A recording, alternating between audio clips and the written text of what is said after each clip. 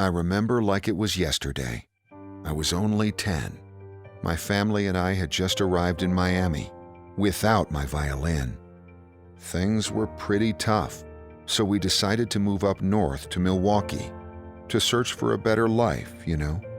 Wisconsin was cold, really cold. In fact, when we got there, they were having their worst winter in 80 years. We had nothing, but that's when miracles started to happen. We got a lot of help from our church and neighbors. Sometime later, my mom was finally able to buy me a violin.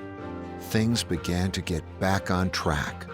I love music, and I wanted to become a musician so badly.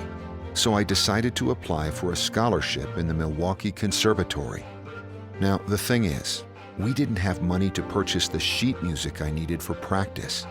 So my mom got me a turntable and a vinyl disc of a Beethoven violin concert.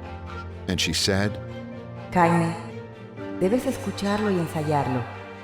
"You must listen to it and rehearse it." And so I did, intensively.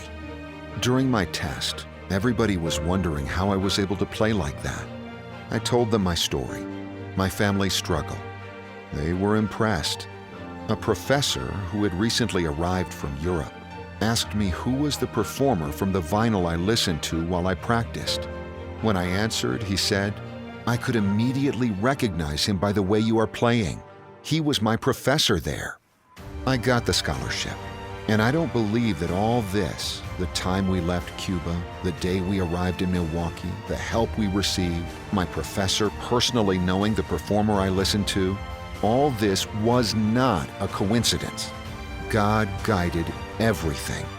It's exactly when it seems like you've got nothing or no one that God is doing everything for you. He can guide your life if you simply allow Him. As you return your tithe and give your promise, allow Him to be your sustainer and master. May we put our desires last and God first.